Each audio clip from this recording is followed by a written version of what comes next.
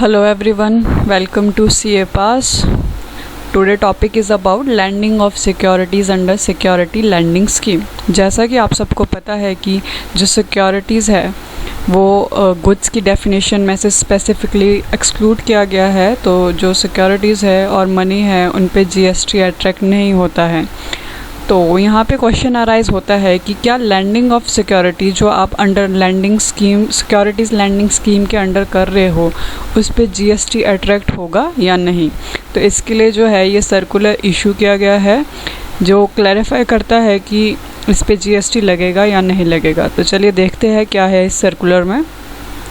जो सेबी है उन्होंने एक स्कीम बनाई थी, सिक्योरिटी लैंडिंग स्कीम। उसका जो पर्पस था उसमें फैसिलिटेट करवाना lending and borrowing of securities through an approved intermediator. तो जो इसमें एक लैंडर होगा और जो लैंड करेगा security through an approved intermediary to borrower. यहाँ पे क्या होगा, जो लैंडर और बोरोवर है वो डायरेक्ट एक दूसरे के साथ कम्युनिकेट नहीं करेंगे, वो थ्रू एन अप्रूव्ड इंटरमीडिएरी एक दूसरे के साथ कम्युनिकेशन करेंगे और अपनी जो सिक्योरिटी है जो लैंडर है वो लैंड करेगा और जो बोरोवर है उसको बोरो करेगा। तो चलिए लैंडर की डेफिनेशन पहले देख लेते हैं। तो लैंडर वो पर्सन होता है जो अपनी जो सिक्योरिटीज़ है वो डिपॉजिट करवाएगा जो उसके नाम पे रजिस्टर होगी। ऑब्वियसली बात है सिक्योरिटी उसके नाम पे रजिस्टर होनी चाहिए, लैंडर के नाम पे, या फिर वो अपने बिहाफ पे किसी को ऑथराइज भी कर सकता है for the purpose of lending under the scheme. Borrower वो पर्सन होगा जो सिक्योरिटीज़ को बोरो करेगा थ्रू एन अप्रूव्ड इंटरमीडिएरी। और अप्रूव्ड इंटरमीडिएरी इसमें वो ड्यूली रजिस्टर्ड पर्सन होगा जो से सेबी जो है वो सेबी के अंडर उसे ड्यूली रजिस्टर होना पड़ेगा, तभी वो जो है बोरो और लैंड करवा सकता है सिक्योरिटीज़ को। तो जो इस स्कीम के अंडर क्या होगा, जो लैंडर ऑफ सिक्योरिटी है वो सिक्योरिटी लैंड करेगा और उसके बदले में वो क्या है लैंडिंग फ़ी चार्ज करेगा किससे, बोरोवर से। अब जो यहाँ पे लैंडिंग ऑफ सिक्योरिटी होगी वो एक किसके एग्रीमेंट होएगा उसमें किसके साथ, अप्रूव्ड इंटरमीडिएरी के साथ। यहाँ पे जो है लैंडर वो डायरेक्ट बोरोवर से कांटेक्ट नहीं करेगा, वो किसी अप्रूव्ड इंटरमीडिएरी से कांटेक्ट करेगा और उसके साथ एक एग्रीमेंट साइन करेगा। जो एग्रीमेंट है वो टेम्परेरी होगा और फॉर अ स्पेसिफाइड पीरियड होगा। और जो लैंडर है वो अर्न करेगा क्योंकि वो लैंड कर रहा है सिक्योरिटी, तो उसके बदले उसको क्या मिलेगा, लैंडिंग फ़ी मिलेगी for lending their securities to the borrower. अब यहाँ पे जो सिक्योरिटीज़ है वो लैंड होगी विद द कंडीशन कि जो बोरोवर है उन सिक्योरिटीज़ को रिटर्न करेगा, उन सिक्योरिटीज़ को नहीं बट इक्विवेलेंट सिक्योरिटीज़ को ऑफ द सेम टाइम और class at the end of the specified period. तो यहाँ पे जो एग्रीमेंट हुआ था वो एक स्पेसिफाइड पीरियड के लिए हुआ था कि यानी कि at the end of the specified period जो बोरोवर है उसको equivalent type of security return करनी पड़ेगी बोरोवर को, जो कि सेम क्लास, मान लीजिए अगर उसने शेयर्स लैंड किए हैं लैंडर ने, तो जो बोरोवर को है same type and class of shares जो है लैंडर को वापस करने पड़ेंगे with in a specified period, जब वो स्पेसिफाइड पीरियड ओवर हो जाएगा, अलॉन्ग विद कॉर्पोरेट बेनिफिट्स। यानी कि वो को एक तो अमाउंट जो इक्विवेलेंट अमाउंट ऑफ जो सिक्योरिटीज़ है वो वापस करेगा, प्लस यानी कि कॉर्पोरेट बेनिफिट्स में आ जाएगा कि उसको डिविडेंड जो भी होगा या रिडम्पशन बेनिफिट देना पड़ेगा या बोनस देना पड़ेगा, तो वो कुछ भी हो सकता है। विद कॉर्पोरेट बेनिफिट्स उसको वो सिक्योरिटीज़ जो है उसे लैंडर को वापस करनी पड़ेगी।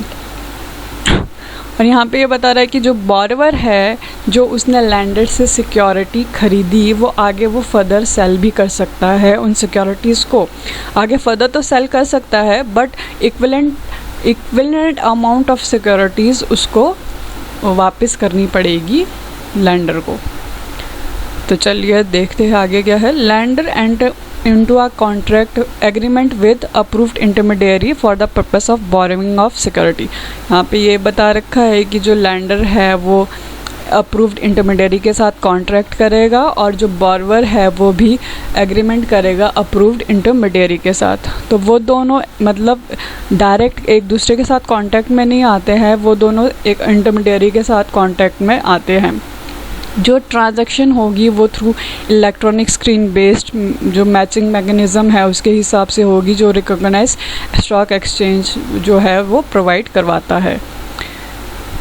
जैसा कि आपने सप्लाई के चैप्टर में पढ़ा होगा, जब आप सप्लाई की डेफिनेशन कर रहे होंगे, तो जो सिक्योरिटीज़ है वो ना ही आपकी डेफिनेशन गुड्स में कवर होती है, ना ही आपकी सर्विसेज की डेफिनेशन में कवर होती है, क्योंकि जो मनी और सिक्योरिटीज़ है उसे स्पेसिफिकली डेफिनेशन से, गुड्स और सर्विसेज की डेफिनेशन से स्पेसिफिकली एक्सक्लूड किया गया है।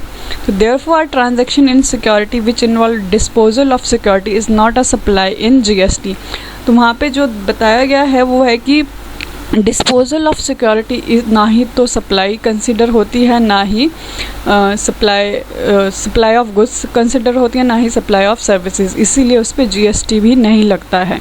तो क्या जो सिक्योरिटी लैंडिंग स्कीम के आप अंडर लैंडिंग कर रहे हो सिक्योरिटीज़, तो ये स्कीम बोलती है कि हम लैंडिंग ऑफ सिक्योरिटी को डिस्पोजल ऑफ सिक्योरिटीज़ नहीं मानते, क्योंकि यहाँ पे क्या हो रहा है कि आपका जो सिक्योरिटीज़ है वो डिस्पोज नहीं हो रही है, क्योंकि at the specific period of time जो सिक्योरिटीज़ है वो जो लैंडर है उसको वापस मिल जाएगी विद सम बेनिफिट्स, और वो लैंडिंग फ़ी भी चार्ज करेगा उससे बॉर्वर से। तो यहाँ पे तो स्कीम बोलती है कि हम लैंडिंग ऑफ सिक्योरिटी को डिस्पोजल ऑफ सिक्योरिटीज़ नहीं मानते हैं, इसीलिए ये जो है डेफिनेशन ऑफ सर्विसेज से एक्सक्लूड नहीं की जाएगी। तो लैंडिंग फ़ी जो चार्ज की है बॉर्वर से वो एज एन कंसिडरेशन मानेंगे आप जो सर्विसेज लैंडर ने दी है, तो और ये जो है टैक्सेबल हो जाएगी GST के अंडर। तो जो लैंडिंग फ़ी कंसिडरेशन में आई और आपने जो सिक्योरिटीज़ लैंड करके जो सप्लाई ऑफ सर्विस दी है, तो ये जो आपकी ट्रांजैक्शन होगी ये GST के अंडर जो है कवर हो जाएगी और उस पर GST एप्लीकेबल होगा। और इसके अलावा जो फैसिलिटेटर है यानी कि जो इंटरमीडिएटर था, ऑब्वियस सी बात है वो जो फैसिलिटीज़ प्रोवाइड कर रहा है लैंडर और बॉर्वर को, तो वो उसके लिए क्या करेगा, उनसे कमीशन चार्ज करेगा या फिर कोई फ़ी चार्ज करेगा। तो जो वो कमीशन और फ़ी चार्ज कर रहा है तो वो भी अलग से टैक्सेबल होगा और उस पर भी अलग से GST लगेगा, क्योंकि वो भी सप्लाई ऑफ सर्विस कर रहा है और उसके बदले कंसिडरेशन में उसको कमीशन और फीस मिल रही है, इसीलिए इस जो कमीशन और फ़ी जो इंटरमीडिएटर कर रहा है उसके ऊपर भी जो है GST चार्ज होगा। हाँ जी, तो जो इस सर्कुलर है ये इशू हुआ है 11/10/2019 में, और इससे आपसे में भी क्वेश्चन पूछा जाए या MCQ में ये क्वेश्चन आ सकता है। तो आज की इस वीडियो में बस इतना ही। अगर आप चाहते हैं कि या फिर आपको इस तरह की वीडियो अच्छी लगती है तो प्लीज़ मुझे कमेंट सेक्शन में बताइए। Thanks for watching.